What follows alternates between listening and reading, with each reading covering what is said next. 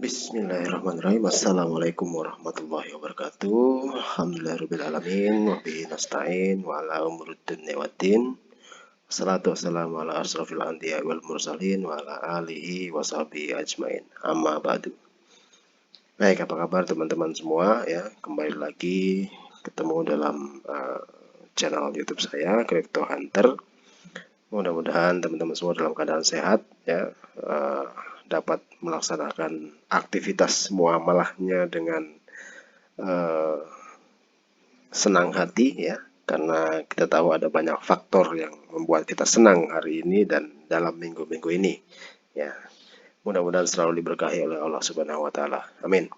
Oke, pada kesempatan kali ini saya ingin memberikan sedikit pandangan ya tentang Buff Dogecoin ya. Seperti video saya sebelumnya, sebetulnya kalau saya berpikir bahwa Buff Dogecoin ini terlalu terkenal sehingga banyak sekali para father ya yang nge-fat coin ini ya, mungkin mereka berpikir bahwa kekuatan komunitas atau kekuatan army itu bisa digoyangkan dengan isu-isu yang mereka buat sendiri gitu ya. Ya, kembali lagi ini bukan ajakan untuk membeli ya, silahkan lakukan riset sendiri-sendiri, lakukan riset masing-masing. Yang menjadi tanggung jawab kalian adalah bagaimana melakukan proses investasi atau melakukan jual beli kripto dengan portofolio yang sudah kalian tentukan sendiri dengan money management yang baik. Oke, sebelumnya kita lihat dulu kondisi market pada hari ini ya. Dominasinya selama 1 minggu terakhir masih sebagian hijau ya, ada juga beberapa yang stagnan. Ada Litecoin di sini yang dalam 7 hari terakhir ternyata dia meningkat 43% ya. Oke. Dan masih banyak lagi, silakan nanti dikulik sendiri. Saya akan bahas lebih dalam nanti di video-video berikutnya. Oke, untuk Buff Dogecoin sendiri, saya mau kasih sedikit pandangan fundamental terhadap token ini ya. Di sini kita lihat di BSC Scan. Untuk teman-teman yang belum tahu mungkin bingung ya BSC Scan itu apa. Jadi BSC Scan itu adalah tempat kontrak ini dibuat ya, Dogecoin, Buff Dogecoin. Ada beberapa hal yang bisa kita lihat di sini. Yang pertama ada total supply, ada holder, dan ada jumlah transfer ya. Ini kita bisa lihat di sini ada kontraknya dari Buff Dogecoin sampai dengan per hari ini itu sudah 115 holder. Untuk membuktikan nanti kita akan jelaskan, saya coba refresh dulu ya. Jadi di sini ada sekitar 115.060 address holder ya yang hold coin ini ya. Oke, kemudian berikutnya saya coba sedikit menjelaskan tentang Buff Dogecoin sendiri. Kita mulai dari cryptocurrency. Dia masih ada di posisi 2942 ya. Ada penurunan hari ini sejumlah 8% ya, 8%, 9% ya, kurang lebih seperti itulah ya. Dengan market cap-nya sekitar 71 juta dolar ya. 71 juta dolar, volume transaksi per 24 jam itu sekitar 2.800 sekian dolar ya. Lumayan cukup tinggi gitu ya. Oke, dari sini kita bisa melihat ini ada marketnya masih di PancakeSwap ya. Kalau teman-teman melihat dari sisi fundamental sebelumnya, market ini bisa dijadikan sebagai dasar dasar pemikiran untuk masuk ya hold coin ini, karena kalau kita berpikiran positif tentu semakin banyak exchange yang nanti akan listing Buff Dogecoin tentu akan semakin banyak transaksi, maka impact-nya kepada peningkatan volume transaksi dan peningkatan harga tentu saja. Nah, mumpung masih satu exchange yang melayani, ya tentu ini dijadikan sebagai momentum ya, momentum kita untuk akumulasi terus gitu kan, akumulasi koin tersebut ya, Buff Dogecoin. Kemudian dari sisi data history ya, di sini bisa dilihat ada harga pembukaan, harga tertinggi, harga terendah, kemudian harga penutupan di hari-hari tertentu ya. Ini misalnya di 23 Oktober ya, bisa kalian lihat sendiri, bisa kalian kulik sendiri di sini. Semua datanya sudah lengkap saya kira. Untuk overview grafik bisa juga dilihat secara keseluruhan ya. Ini dari tanggal berapa nih? Bulan 9 ya, tanggal 23, 22 bulan 9, jadi sekitar bulan 9-an sampai dengan sekarang bulan 11 baru 3 bulan ya, artinya umur dari koin ini baru 3 bulan ya, kurang lebih 3 bulan 4 bulan terhitung sejak listing di CoinMarketCap ya. Kita tidak berbicara sebelum-sebelumnya gitu. Artinya apa? Ada harapan bahwa ketika project ini berjalan dengan baik tentu akan dibarengi juga dengan peningkatan harga. Kalau kita lihat di sini ada beberapa waktu ketika dia ngepump gitu kan. Nah, pada saat harganya sideways di sini sebetulnya tidak ada permasalahan, tidak ada further apa yang tidak suka tanda kutip ya, kemudian memberikan apa informasi-informasi atau hal-hal negatif tentang kripto ini ya, Buff Dogecoin gitu kan. Tapi sebetulnya sisi lain itu merupakan strategi pemasaran gratis ya buat buat kita ketika kita lihat dari perspektif pemasarannya begitu. Semakin dia memberitakan hal-hal negatif tentang Buff Dogecoin, tentu orang akan semakin penasaran apakah sedemikian negatifnya gitu kan, apakah sedemikian buruknya kripto ini, token ini gitu kan. Akhirnya orang yang konservatif dia tidak akan langsung percaya, dia harus ngulik dulu gitu kan. Ketika dia ngulik di tempat yang tepat, di website yang tepat gitu kan, dia akan menemukan hal-hal yang berbeda justru. Artinya apa? Itu menjadi ajang promosi buat kita para holder ya, agar mampu apa ya, bertahan pada kondisi-kondisi atau terpaan-terpaan dari para father gitu ya, para para orang-orang atau kelompok-kelompok orang yang mungkin tidak suka dengan keberadaan koin ini gitu kan. Apapun alasannya ya, saya kira ada banyak sekali alasan ketidaksukaannya gitu kan.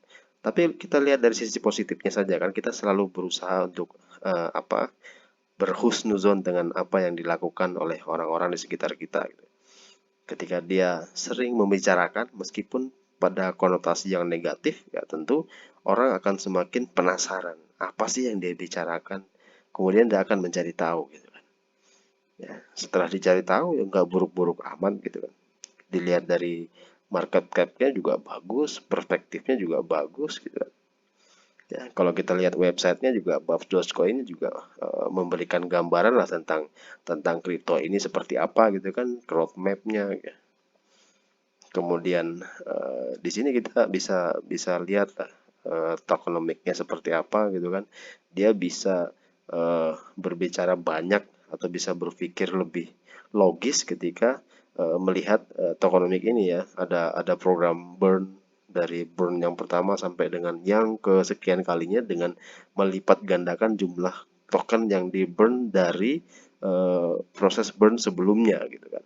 Kalian bisa bayangkan ketika ribuan triliun token itu kemudian dibakar secara continuous dengan jumlah yang berlipat dari proses pembakaran sebelumnya, ya tentu kondisinya akan semakin membuat langka token ya, akan semakin membuat langka koin gitu. Artinya yang holder dari awal selain dia mendapatkan benefit dari fee yang didistribusikan ke para holder ya, tentu saja akan mendapatkan benefit dari proses panjang mempertahankan koin di wallet mereka. Ya setiap ada transaksi jual beli apa segala macam kita dapat gratis koin Buff Doge ya, Buff Doge coin gitu kan. Kemudian kita tinggal hold, menunggu proses burn oleh developer itu berjalan, berbulan-bulan kita tungguin gitu kan. Ditambah lagi project yang saya kira juga masih on track gitu, masih pada jalurnya. tidak ada alasan untuk kita jual atau kita membenci koin ini ya. Kembali lagi, ini bukan ajakan untuk membeli. Saya kira kita harus melihatnya dari sisi yang netral ya. Perspektif kita harus perspektif yang objektif. Melihat sesuatu harus dengan cara yang objektif. Kemudian kemarin sempat heboh juga tentang listing. Hotbit akan melisting Dogecoin, Buff Dogecoin gitu kan. Ya, ini salah satu berita positif juga yang kemudian dipelintir oleh sebagian orang yang memang dari awal sudah memiliki tingkat kebencian yang akut terhadap kripto ini ya, token ini ya. Saya kira apapun yang kita lakukan, apapun yang di developer lakukan, kalau pada dasarnya memang sudah tidak suka ya sudah tidak suka aja gitu kan. Alasannya bisa diambil dari hal yang macam-macam gitu kan. Oke, ini dia tinggal dilihat saja. Saya kira ini beritanya juga resmi dari websitenya Hotbit ya, hotbit.com ya. Ini Hotbit 3 jam yang lalu ya, schedule Dogecoin ya, Buff Dogecoin di global section ya. Depositnya akan dimulai di jam 7 AM UTC ya, nanti dikonversi aja silahkan. Kemudian ada trading functionnya akan dimulai dari pukul 9. Jadi ada rentan waktu 2 jam mulai dari deposit sampai dengan fasilitas trading bisa digunakan. Oke, pairnya Dogecoin dan NUSD. Ya, NUSD itu sebetulnya sepemahaman saya sebetulnya untuk memfasilitasi teman-teman token ya yang nolnya itu banyak gitu. Nanti kalau sudah nolnya sedikit, misalnya kita sudah kill beberapa nol di belakang koma ya dia akan dipairkan dengan pair yang lain, USDT misalnya dan lain sebagainya. Ya itu bagi para founder itu menjadi senjata mereka. Oh ini kok di pairkan dengan USD, kenapa tidak USDT gitu kan? Berarti duitnya lebih banyak yang ditilep gitu kan daripada yang dipakai untuk membiayai listing gitu kan. Ya whatever lah. Oke, itu dia sepintas tentang Buff Dogecoin. Ya, ini kita kembali lagi ke sini ya. Lihat ini websitenya. Kita baru sampai di fase nih ya, list on other exchange. Saya kira ini sampai dengan akhir tahun atau awal tahun akan ada banyak sekali kejutan ya. Fungsi kita tinggal menunggu saja, menunggu, menahan, kemudian pakai uang dingin ketika ada kelebihan dana atau tabungan yang belum terpakai ya silakan diinvestasikan sesuai dengan kemampuan dan kemauan hati nurani saja ya silahkan sambil apa ya tetap pantau informasi ya, tetap memantau informasi. Saya tidak bisa katakan 100% ini worth gitu kan. Tapi tetap pada kondisi yang waspada gitu maksudnya. Artinya pada kondisi yang tetap apa ya ketika ada hal-hal yang tidak diinginkan terjadi kita sudah siap gitu kan. Karena saya kira untuk investasi di aset digital seperti ini membutuhkan mental yang kuat dan juga kesiapan kita untuk menghadapi situasi dan kondisi apapun ya. Oke, itu dia. Mudah-mudahan para orang-orang atau kelompok-kelompok orang yang selalu menebarkan kebencian itu bisa segera sadar gitu kan. Apapun alasannya saya kira tidak masuk akal dan tidak manusiawi sekali untuk berpikir bahwa token atau koin ini memiliki prospek yang tidak baik gitu. Saya kira ketika token apapun baru dibuat ya selalu penuh dengan dinamika ya. Bahkan yang sampai sekarang settle sekalipun tentu akan diawali dengan hal-hal semacam ini ya. Tapi kembali lagi kekuatan komunitas itu juga harus kita pertimbangkan ya bahwa sebaik apapun tokennya, sebaik apapun koinnya, sebaik apapun proyeknya ketika tidak disupport dengan komunitas yang kuat juga tidak akan bisa berjalan dengan baik ya.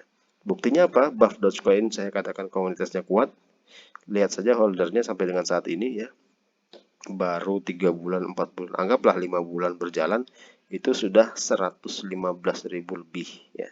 Ini saya sudah record dari 10-15 menit yang lalu ya. Kita refresh tadi di awal, kemudian saya akan buktikan. Ya, kita refresh kembali ya. Ada 15.085 address ya. Dari 15.060 address beberapa menit yang lalu, kemudian jadi 115.085 address yang hold coin ini. Artinya apa? Setiap waktu, setiap detik ada saja orang di seluruh penjuru dunia yang ngulik tentang Buff Dogecoin dan kemudian memutuskan untuk menjadi salah satu dari sekian ratus ribu holder ya. Apakah ada yang jual? Oh, jelas, pasti ada orang yang berpikir untuk taking profit, saving the modal gitu kan. Dia harus mengamankan modalnya. Ya, saya kira kalaupun saya harus take profit ya saya akan take modal awal saya gitu kan. Ketika modal saya sudah saya amankan ya sudah, selebihnya saya akan biarkan gitu kan sampai dia berkembang terus. Nah, ketika semua orang punya pemikiran seperti itu ya, lambat laun projectnya akan terus berkembang gitu kan. Ya, terbukti tadi selama 10 menit saya ngobrol, saya cerita seperti ini, ternyata penambahan address holdernya itu lebih dari 20 address gitu kan. Bayangkan 1 hari, 2 hari, 3 hari, 1 tahun ke depan sudah berapa gitu kan. Ketika memang project ini dikatakan cukup baik. Ya, buktinya apa ya? Nanti penambahan holdernya, kemudian listing di beberapa exchange, kemudian ada berita-berita fundamental yang lain gitu kan. Ya, ya, tentu kita memiliki banyak perspektif ya dalam menilai koin. Kalau saya lebih cenderung melihatnya dari sisi fundamental gitu ya. Saya tidak terlalu tertarik untuk ngulik secara teknikal, membaca grafik dan lain sebagainya. Ada support, resistance dan lain sebagainya. Meskipun itu juga work gitu kan, tapi saya kira fundamental lah yang akan menggerakkan itu semua. Karena teman-teman seperti saya, misalnya para investor besar tentu akan melihat sejauh mana kebermanfaatan dari Buff Dogecoin ini atau token-token yang lain lah gitu dalam implementasi proyeknya gitu kan. Ya, semuanya berkaitan dengan fundamental. Ketika fundamentalnya tidak baik, ya, teknikal hanya sebatas seni dalam mengulik ya, grafik ya, dan lain sebagainya. Oke, itu tadi tentang Buff Dogecoin. Ketika kita berbicara sekarang, di luar sana masih banyak yang ngulik dan penasaran. Dia riset sendiri, kemudian memutuskan untuk hold coin. Ya, kita coba refresh lagi, mungkin sudah bertambah. Ya, 115.090 ya. Beberapa detik, beberapa menit saja sudah menambah holdernya sebanyak 5 address ya, kurang lebih 5 address. Kalau yang seperti ini masih ada yang berpikir ini scam atau dia akan rock pull dan lain sebagainya, saya kira ya mudah-mudahan dia diampuni dosa-dosanya, kembali ke jalan yang benar. Terima kasih. Assalamualaikum warahmatullahi wabarakatuh.